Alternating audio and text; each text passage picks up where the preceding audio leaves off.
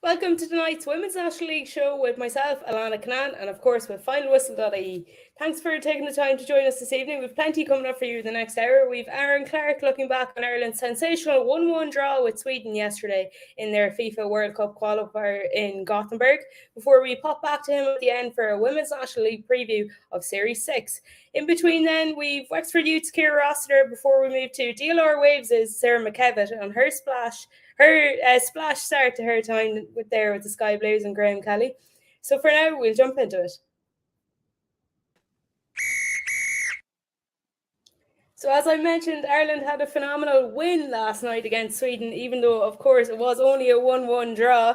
I joke, Aaron Clarke, but a massive result for Ireland all the same.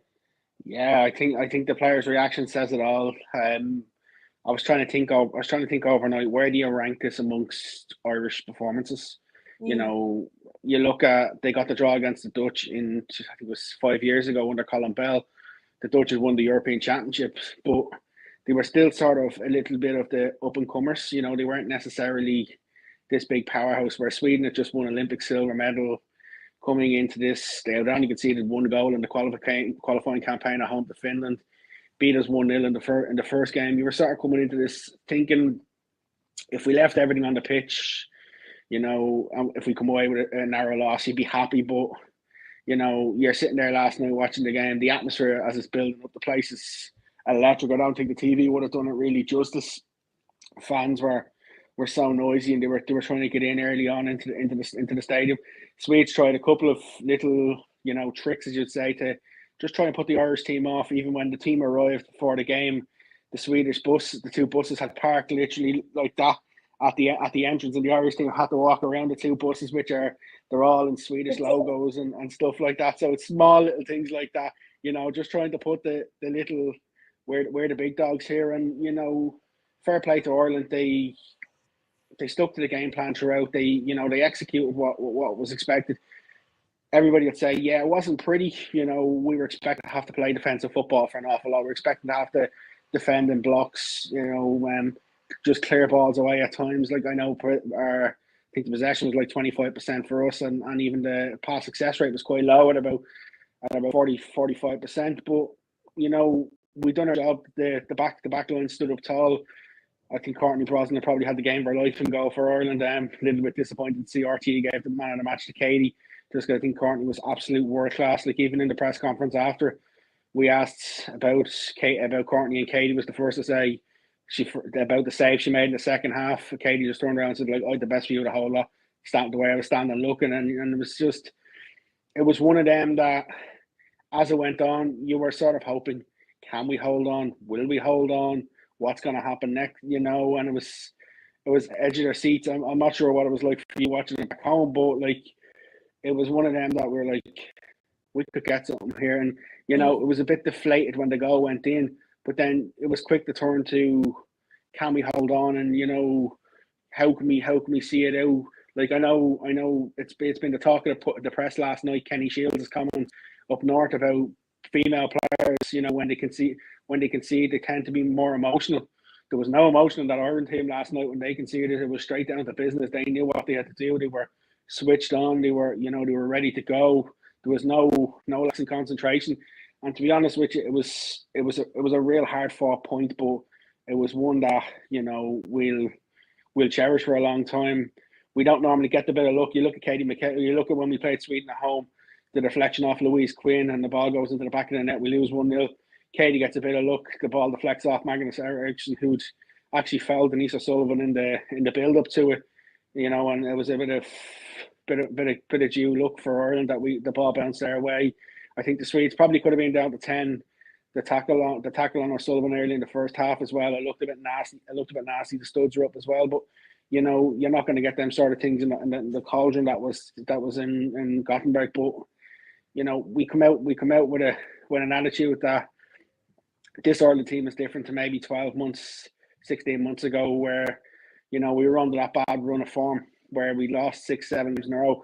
But now when you look back at that, it all makes sense now, because we were playing against better opposition, so we were being forced to learn. We were being forced to adapt and play at a higher pressure. Whereas don't get me wrong, playing against the Georgia, if you're playing a couple of friendlies against the likes of Georgia, winning 10-0, 11-0, does it really do anything for you? So I think last night's result in terms of an Irish football thing, it's massive, and I think it's a good stunt, it's a good stepping block. But as Katie said in the press conference, last night's gone. It's all about Georgia on the 27th of June, and the players finished their the club seasons abroad. Like the English players finished between the 8th and 15th of May, so there's going to be nearly 5-6 weeks between us. So Vera was talking about trying to get a plan in place to cover that gap.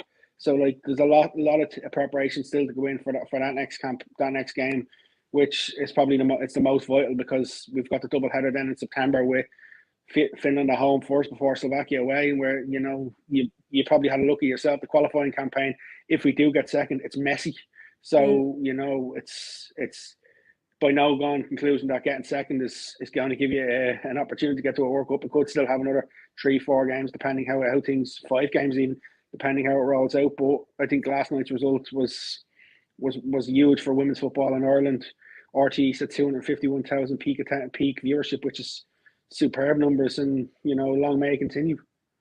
And as you mentioned there, Aaron, there's a lot of chat on Twitter maybe that maybe we can't consider ourselves the underdogs in these kind of situations anymore. Okay, last night's result was a massive performance against a squad that are second ranked in the world and 28 places above us in those rankings. But, this team are definitely ones to be reckoned with, as you say. But you mentioned as well the cauldron that it was there in Gothenburg last night. And I think there was a massive crowd of nearly, I think it was over 12,000 there. Was there a big Irish contingent over there? I saw a Save Tulka Park flag knocking around. Yeah, there was a Save Tulka Park. There was Ireland pockets floating around. You could see Ireland flags. They weren't all together. They were drips and drops around the stadium. The biggest thing, with women's football is there's no real segregation. So you don't have the Irish in one corner where you have to have them off, where they can mix intertwine with them. So you could see them around. You could see the Irish flags even around the stadium after the game and stuff like that. A lot of them stayed to wave the players off as the players headed back to Dublin on a chartered flight. So there was good pockets there of fans, and some players' families have made the trip over as well. The only thing is it's not an easy place to make the trip, because there's only 2 direct flights a week, and one was on the day of the game, and then the return flight isn't until the weekend. So it was a difficult place, but there was good pockets of Irish fans that did make the trip, and at times you could hear the noise of them. And I heard the Swedish manager tell, I think it was off the ball, that Ireland had 4 brilliant players. I think you can safely assume Katie McCabe and Denise O'Sullivan were 2 of them, and then maybe Courtney Brosnan as well, like you're saying. Who do you think stood out to you other than those few, I guess? Well, to be honest, the entire backline stood out last night. You look at Megan Connolly coming in at centre back, hasn't played centre back in a long, long time. She come in there, she looked effortless in what she was doing. Chloe Mustaki made her first start for Ireland, which is huge for her competitively. I know she played in the Pinatar Cup, but a lot of talk was who was going to fill either the left side of centre back and then was Katie going to play a left back? Vera decided to play Katie further forward, and Chloe just sort of stepped into that role. I think the way she read the game was brilliant. But definitely Courtney Brosnan would for me be one of them players. I thought Louise Quinn was very good as well. The only one you'd say is maybe we looked a little bit when we went forward at times. Some players looked a little bit frustrated because our opportunities were limited. We were always going to be expecting that, but I think you could see how frustrated they were getting. Look at the foul on Denise from the build up to the goal. She pulls Denise's hair. It just shows how frustrated they were. That the crowd was sort of screaming and getting on their back. They knew they only needed a point to qualify, but they didn't play as if they only needed a point. They kept continuing to go and go and go, and at times we rode our luck massively.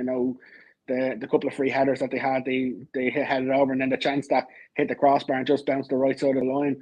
These are the sort of things that we may not have gotten different times, but I think from an Ireland point of view, you'd have to be very happy, especially with the players who'd come in and settled into the squad. There was 3 changes from the team that beat Georgia, and players definitely show Vera that there's a lot more competition there than maybe she would have thought. She did talk about potential change in goalkeeper in the lead up to the game, and even after the game she was quick to praise Courtney. I think for me, Courtney's probably nailed on her starting position for the rest of the campaign. Like I think I know everybody knows I'm a massive Grace Maloney fan.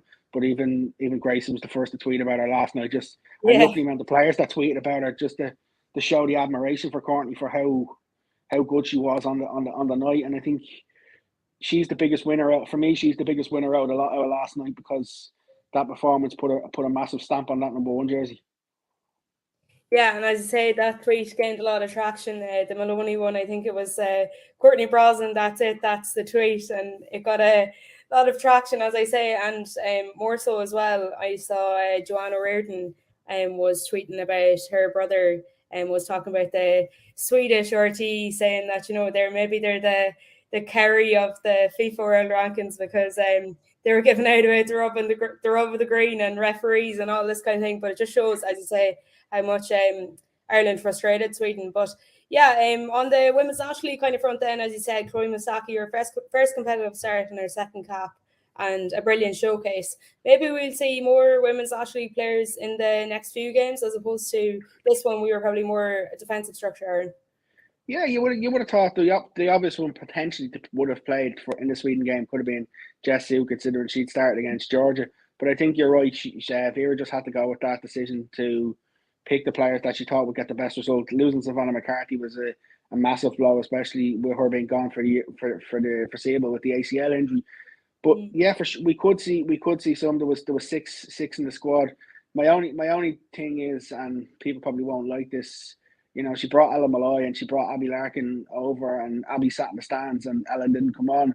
Maybe they might have benefited a little bit more from being away with the under-19s last week. They would have got 3 games in the space of a week at an international level to help, build their exposure a little bit more. But I know she talks a good bit about the likes of Ellen, so we could see people like that. The only thing is as well as on the National League front, there's players in the UK who went over thinking that they, by moving over to America, to England, they might get moves they might get into the Ireland squad, the likes of your Eleanor Ryan Doyles and your Emily Whelan. So maybe we could see them come back home and add more of a women's National League option in the summer to bring into the squad. But for me, probably the one we may see is Jess Sue. I know she does like Abby as well, but Abby's a little bit young. You can even see with Shelbourne. Shelbourne don't think she's maybe necessarily ready to be starting National League games. So you have to just be careful that we don't rush Abby into big things too early. Yeah, definitely. And as you say, the under-19s had a great international window too. But if all of that is anything to go off, we have an exciting World Cup qualification close to come for Ireland. 3 games, of course, as Aaron mentioned, and the crucial one there, the Finland game in September here in Ireland. So thanks for discussing that one, Aaron, live from Sweden. We'll catch you again in a few minutes to look back at the return of the Women's National League this weekend.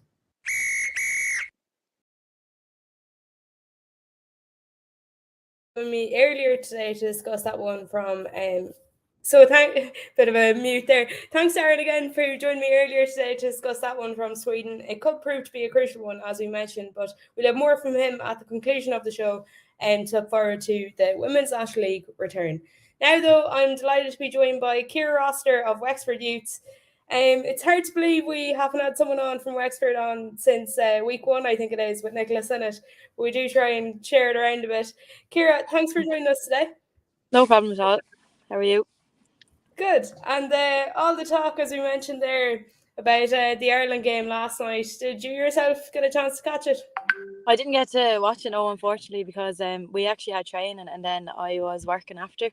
But I seen the goal and the highlights and stuff, and all the hype around social media. It's class, like, to see that it's such a big deal with Sky making it a massive thing, and RT as well. Like, when you click onto Instagram or Twitter or wherever, that's all you see, and it's a really big thing, I suppose, because it shows how far women's football has come in Ireland. Like, because even I'd say a few years ago that wouldn't be the thing, but like, it's great. Like, you see like so many people supporting it and so many positive tweets in relation to it. Like, it's really good, I suppose, for football in Ireland. Definitely, and as I say, it's come on leaps and bounds in recent years, especially. But your former manager there, Tom Elms, and teammate Malloy involved there too. Nice to have that bit of youth representation on the big stage, I'd say. Yeah, exactly. It's very good. Like, Tom is doing really well for himself, in fairness, since he's been with us. he's moving up in the world there. So no, he's doing great. He's a great coach, and he definitely deserves where he's going, and hopefully he'll, I suppose, excel further. And the same with Ellen then. It's a pity, obviously, a bit disappointed that she didn't get on, because obviously you'd love to see one of your own play, and she definitely deserves to be there. And the hard work that she puts in on and off the field, like in training, then when we're away from training as well. But yeah, like I said, it is a pity that she didn't get on, but I'm delighted for her, and I think she's delighted to be up there as well. That's interesting you mentioned there with Tall Mams. Do you keep in touch at all, or does he be secretly cheering on the youths? I'd say he secretly cheers us on, alright. Don't know if I should be saying that, but yeah, I keep touch with him sometimes. He was great to me as the coach personally. Like I had only come back from injury when he kind of took over as manager, so I have a lot of time from him, and he was really good to me, like giving me a chance, I suppose, to get back in and playing at my best, and which I feel is something that he'll help me with a lot. So. Yeah, and you get involved in the home base sessions too, Ciara, is that right? Yeah, I do, yeah. So. And would that be a goal of yours in your career to kind of break into the senior setup? Yeah, I suppose for any footballer, like they'd love to be playing for their country, but I think that goal is very far away from me at the moment. I think I have a lot to do, a lot to improve on, but definitely something that I'd love to be able to do. But yeah, we'll just have to wait and see. It's cool, isn't it? Even at the top, like all the top women's National League players, there's some of them who haven't, as you say, got that honour, I guess. Kylie Murphy, one of your teammates, one of the best amongst them. It's a crazy to think, isn't it, that she's never played for Ireland at senior level. One of the best ever played. Yeah, she's someone that 100,000,000% deserves a cap for her country. Like I don't know, like it's just like everyone always says it is a massive surprise that she doesn't have a senior cap. Like she's unbelievable. She's like as a leader and then as a player as well, she's probably one of the best players that I've ever played with, and it's just, I don't know, I still think that she should get a chance, but she'll probably tell you herself now that she's like, go away. But yeah, no, it's mad that she hasn't got there yet. Yeah. Definitely, maybe we'll see it someday. But a Women's National League Player of the Year award for her there last year in the season where you guys won the FAI Cup. And nice to get that bit of silverware to round off last season. Yeah, like last season was a really tough season. Like it was up and down. Sure, we thought that Peamount had the league, and then the ending to the league was just absolutely crazy. It was really good to see, I suppose, like the excitement coming towards the end of it rather than a team just kind of running away with it again, which has been the case for a couple of years. But it was good to have that excitement around the final day, and then for us then personally as well, winning a bit of silverware is good because we haven't won anything for a while. So it was nice to, I suppose, to get our hands back on a bit of silverware, because like we do work hard, and I think we deserve it. Like I think obviously we're up there with one of the top teams, and I suppose it's great to win a bit of silverware to top that off. And I saw as well around the same time in some interview you were mentioning that you get a bit of slagging off your teammates for running 100 miles an hour down the wing. Now it pays off a good lot of the time for you in the Women's National League, but other times you kind of go too far when you're tearing up the defence there. Is that right? Yeah, sometimes I forget the ball. I forget the ball. I suppose I just don't think. Like I just kind of run, and then I'm just like, oh, what am I going to do now, kind of thing. So I just get a bit of a slagging for that. I'm going 100 miles an hour with 100 things in my head, and I don't know what I'm doing next. So yeah, it's funny. It's funny. Well, from my position, anyways, you're not able to tell. No, thanks.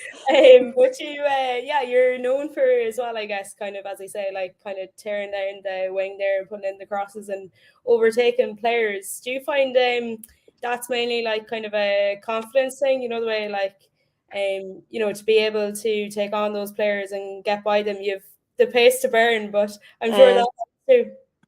I don't know. I don't know what it is really, to be honest. I wouldn't say that I'm a confident player myself, but I suppose I don't don't really know how to answer that question, to be honest.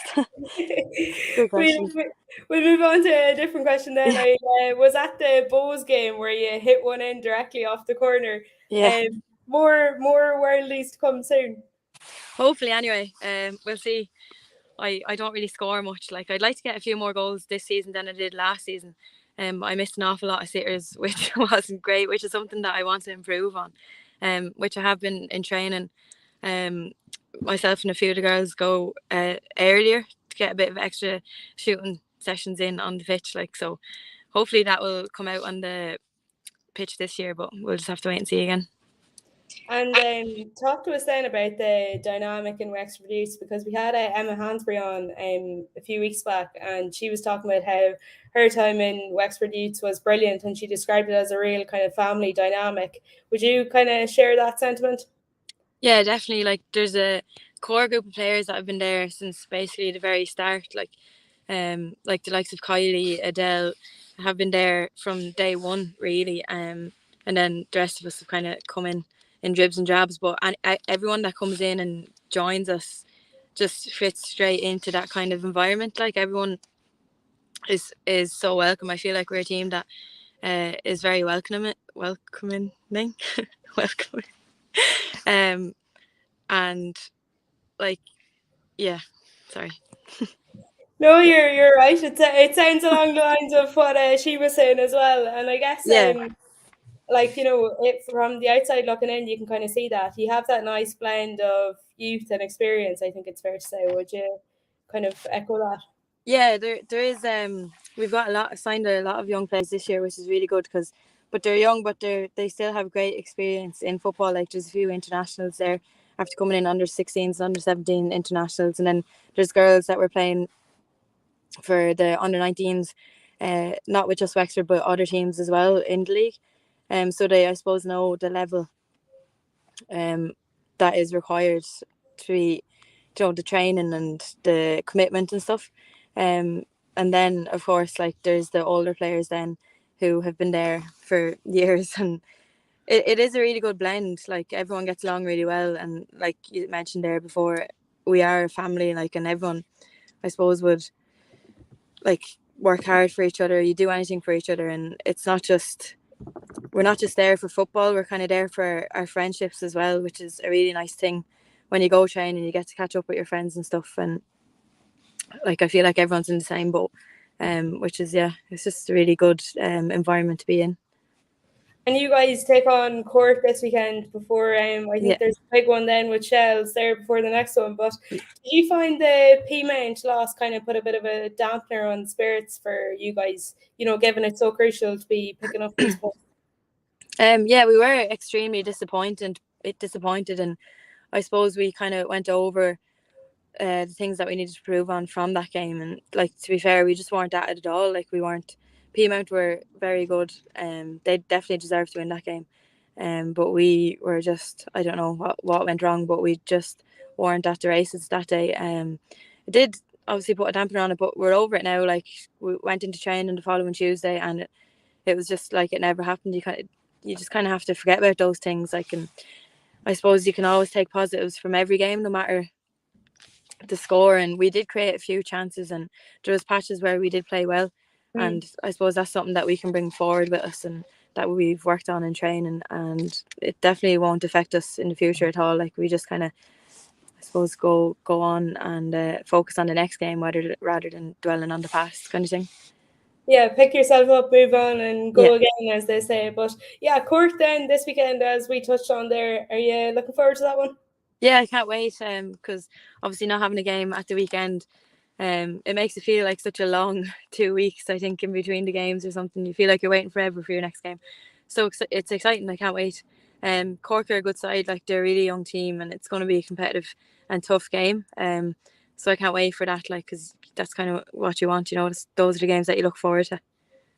Perfect. Well, thanks for joining us, Ciara, and we'll be sure to tune into that one, Wexford Youth versus Cork City, this Saturday at 6 p.m. Thank you. Bye.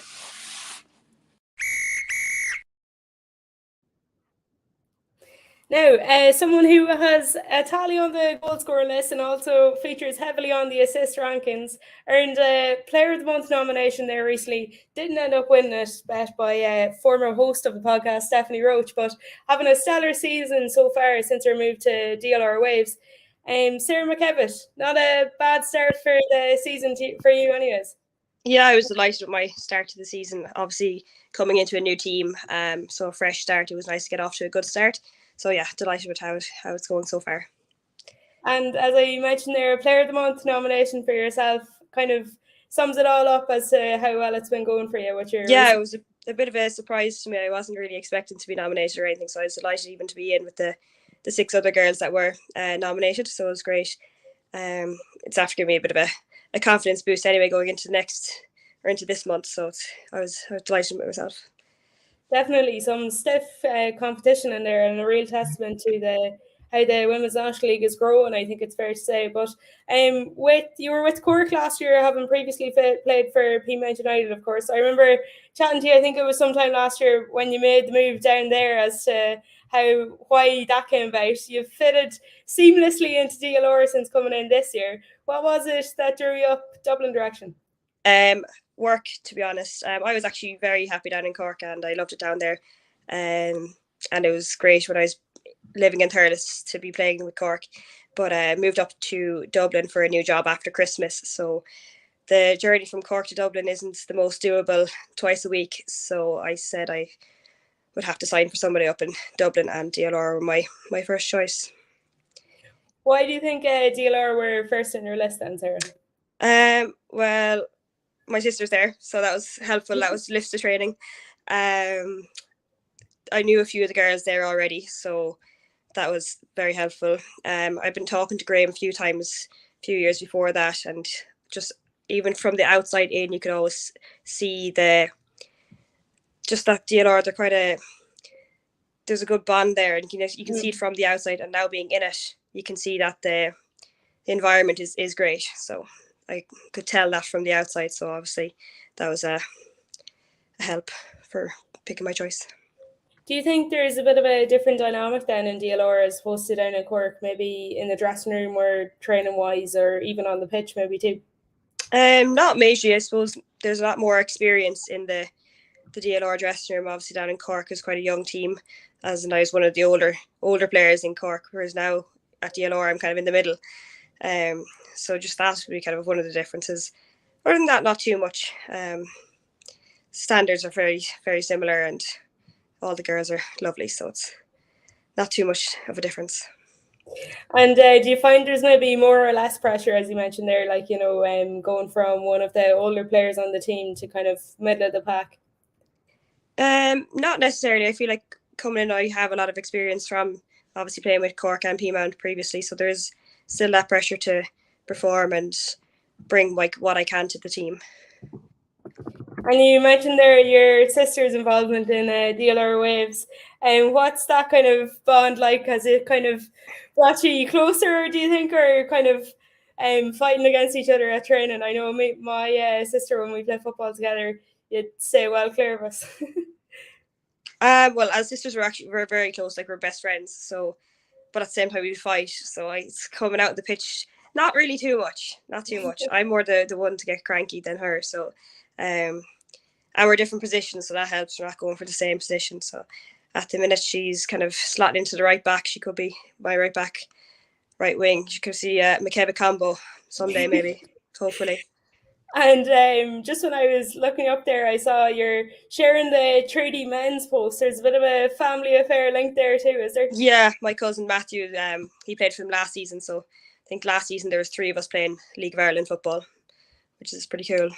Yeah, we'd have to see the stats on that one as to who'd beat the McKevitts there. But who do you think has influenced your football career most, Sarah? Growing up, probably like my parents mostly, and even all my cousins. Like out of all my cousins, they're all boys, and myself and my sister were like the two girls. So we're forced to be playing football. Well, not forced, because obviously we wanted to, but it was always football. Growing up, so just my cousins, my family, dad, mainly would be the main influences that way. And you talked of earlier too, moving up here for work. You're a primary teacher, is that right? Yeah, so I was working at home before Christmas, but kind of my job was a maternity, so I was only covering till Christmas. So I kind of just got some notions about October, November when I started looking for jobs and move in with my sister. So I applied for one or two around where we're living and got one. So I said I'd move up after Christmas. So it was a lot of change in one go. New job, new school, new house. But I've adjusted. I love how you described the move to Dublin as having notions, but yeah, literally notions. I didn't know what I was doing, but just went for it. Do you have them all mad Women's National League fans then? They think I'm an undercover teacher. They're like, you're a footballer though, you're not a teacher. So that's either senior infants, now these are 6-year-old boys. So they don't have too much of a clue, but I'm helping with the 5th and 6th class, coaching the football there. So they're pretty interested in it. They'd be looking up my goals and stuff, and all that. So they have a bit of an interest. They're DLR fans now. Pressure to perform there as Miss McKevitt. Yeah. So we were talking with Aaron and Ciara Rossiter there earlier about the Ireland game. Did you get a chance to watch it yourself? I actually didn't. I was on my way home from Belfast. I was away for the couple of days, so I was actually in the car when I was on, but we had it we were looking at all the updates as we were going. I had a few people sending me videos, so as soon as Katie McCabe scored, the video was sent to me, so I was kept updated at least. A massive result, of course, and would you say that's kind of reflective of where women's football is going, even here in Ireland, that the Women's National League is getting a lot more traction and a lot more coverage as of late? Oh, definitely. There's way more coverage. Like, as I said, like when I compare to like my first year in the Women's National League, which was about 7 years ago, there was nothing like really. It was just you went out and you played your game, and there was no Twitter, no Instagram, you didn't see updates. No one really cared. But like going on, even the last year or even year or two, like even these interviews weren't a thing 7 years ago. So there's a lot of improvements in the last couple of years. And over the international break too, I know Ciara mentioned, the 2 weeks feels like a long time kind of off. What do you kind of mainly utilize that time for? Is it rest and recuperation, or maybe a chance to go away for a few days? Or what? Yeah, it was mainly rest for me. I took a few days off the training, even just to have a break from it. And yeah, I went away for a couple of days with one of my friends, so only a couple of days. Obviously with training and stuff, you can't go for too long, but yeah, it was nice to get away and just forget about football for a few days. And I have my 2 weeks off school as well, so that's grand to get a break from them too. And as you said there, the 7 or so years since you started in the Women's National League, obviously the media coverage, like you touched on, have come on leaps and bounds. What do you think? How do you think you've changed as a footballer, maybe in that amount of time? I'd say I'm kind of back to, I'd say between those 7 years, as a different player every year. Obviously with different teams, and some years not being my best years.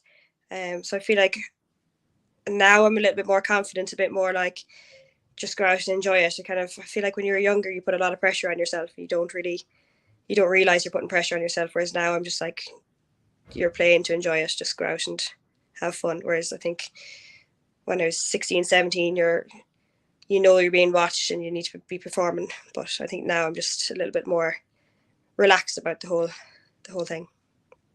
The having fun then must be translating to good performances on the pitch too, because you've had as I said at the start of the interview, a brilliant season so far for DLR Waves. 7 points for you guys after the opening fixtures, of which you've played, I think it's 4. Are you kind of playing into the speculation about you breaking into the exclusive top 3 this year?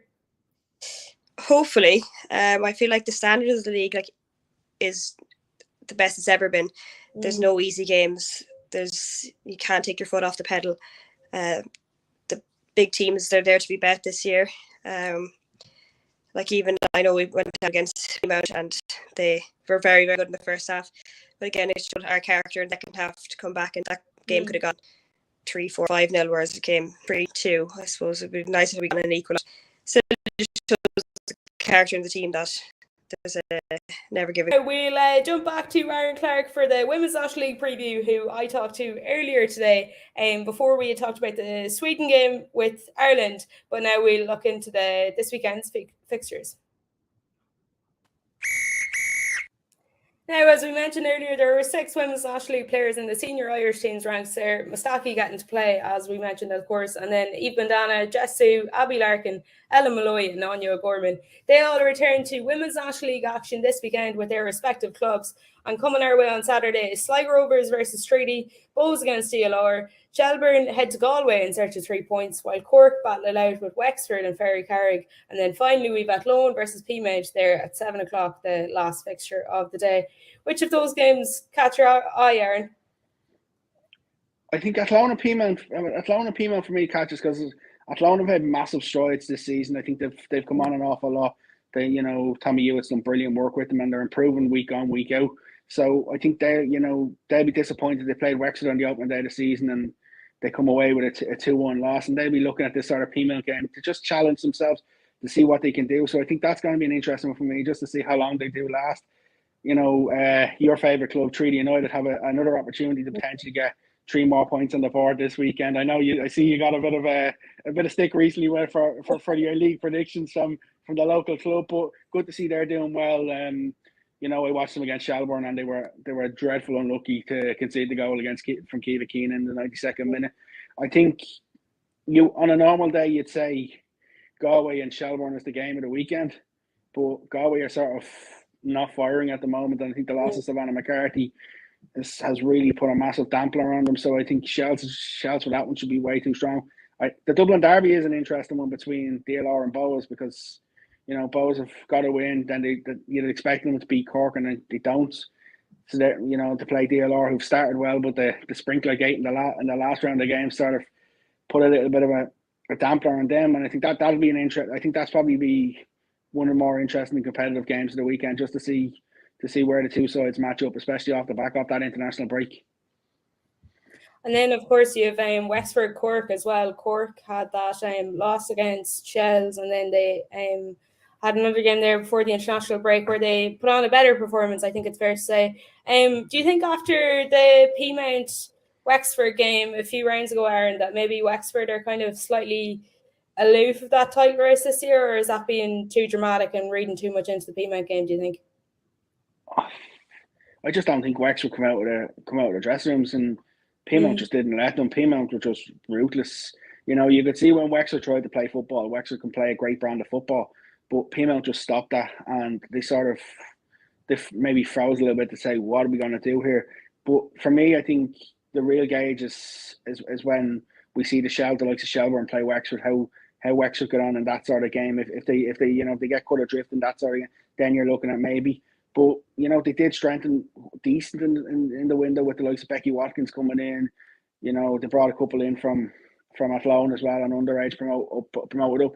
So they are quite a strong side. In terms of the Cork one, Cork have been a little habit of getting results in Ferry Carrig Park. They've a couple of times done it. I don't think this season maybe they're where they once were to get that sort of result, but they like to put a little bit of a tester in Ferry Carrig, and I think for Wexford it is about getting back to winning ways. But there's no doubt about it. The 3 points for Peamount against Wexford, it sent a statement out. It sent I think a lot of us sort of said, will Peamount be able to do it this year? What's going to happen? The defence from last year, how will they cope with losing the title? Because there's no doubt about it. It's probably going to go down as one of the biggest calamities in Irish football. What happened last year? They needed a win out of their last 2 games. I was out in Peamount for the game against DLR on the second last day of the season. The first day that TG Carr were there, and after the game it sort of felt as if someone had nearly died or something. It was that sort of somber mood.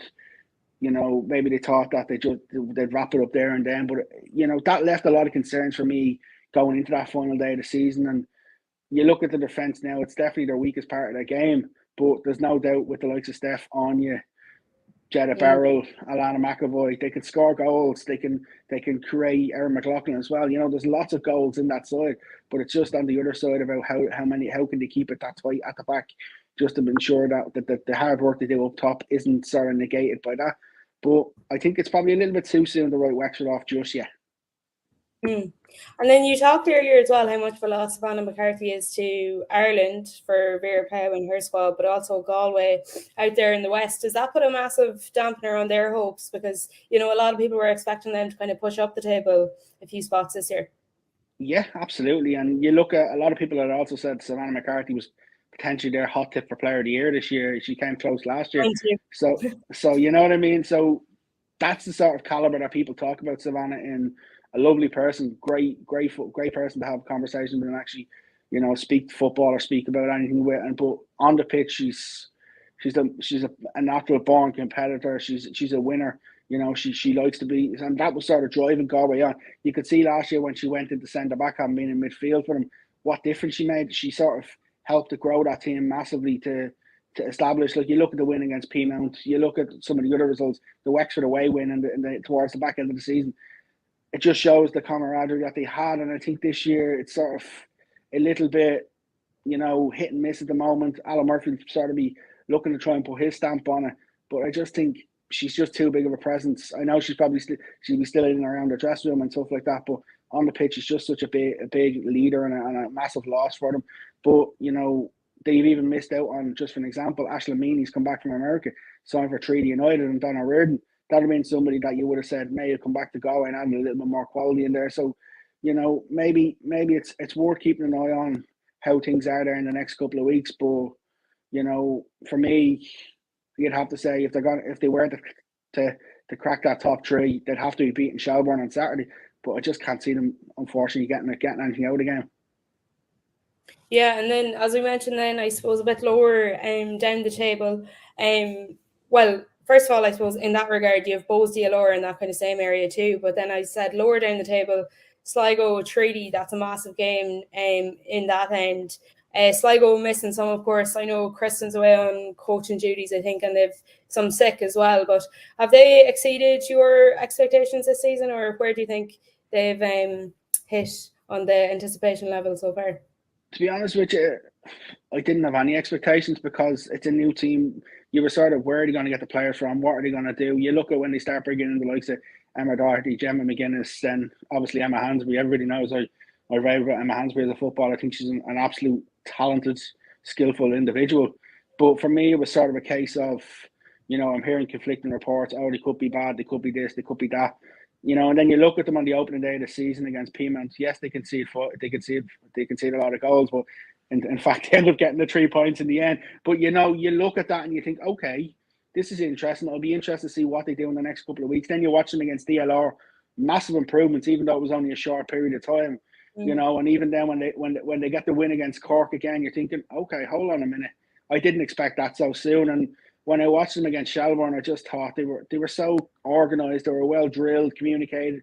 They communicated well with each other, and you know, God forgive them if Emma Doherty had taken the opportunity later on. I think it was Emma Doherty with the chip that it was lightly hit on. Amanda McQuillan sort of had to push it up in the air and then gather it second time. A little bit more pace onto that. I could have ended on the back of the net, and then you're talking 1-0 Sligo laid on, and you know what happens there. You're potentially coming away from Talca Park with a huge 3 points.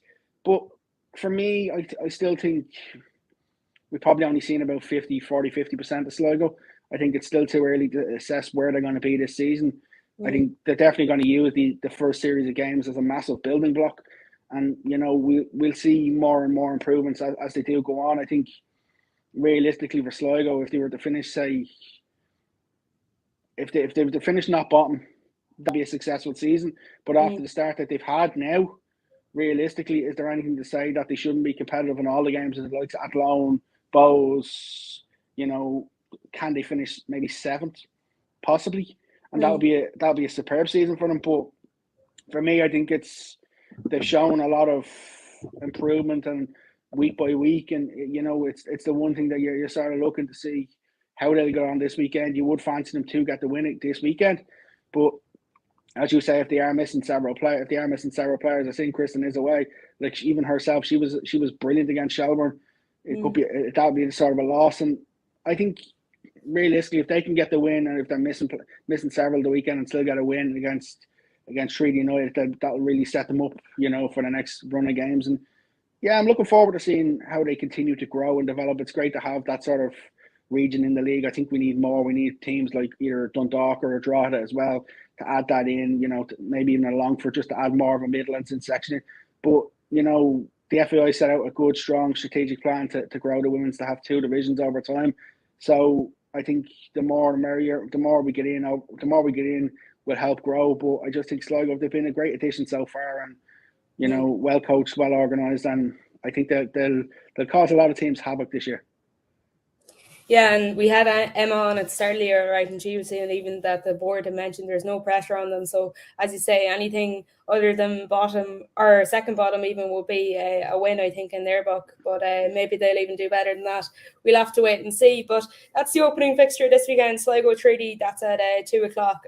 We've 3 kickoffs in at 6, and then Peamount at Lone close out the Series 6 at 7 p.m. But thanks for coming on, Aaron. That was a great bit of insight, and no doubt we'll hear you back on comms and post-match interviews very soon. If you ever get back from Sweden, that is. Well, listen, the flight is checked in for tomorrow, so they've already given us the boarding card, so we're hopeful. Listen, KLM can pay for everything for the moment, so I don't mind. Perfect. Thanks, Aaron. No bother. See you later.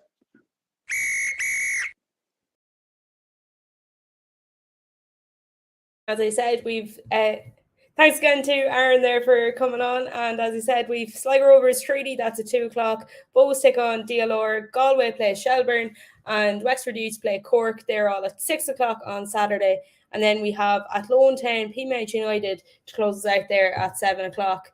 So that leaves us at the minute there with Shelburne on 12 points, closely followed by Peamount United, who of course had that 3 points taken off them for their first opening day of the season game versus Sligo Rovers, which originally was a 6-0 win and then now goes down to a 3-0 win to Sligo Rovers. So we've Wexford Youths then in the hunt too, followed by DLR Waves and Galway on 7 points, Sligo and Athlone there in the middle of the table with Bows, and then Cork City with their 3 points, and Treaty United yet to get a win this season. It is still all to play for, though, as has been mentioned, plenty of times throughout tonight. For now, though, I'd like to thank all of our guests for coming on. Sarah, Ciara Rossiter, Aaron, and of course yourself for tuning in. Don't be afraid to shoot us your feedback and suggestions for next week's guests on our socials at finalwhistle.ie. For now, though, I've been Alanna Cunnane. This has been the Final Whistle.ie Women's National League show. Good night.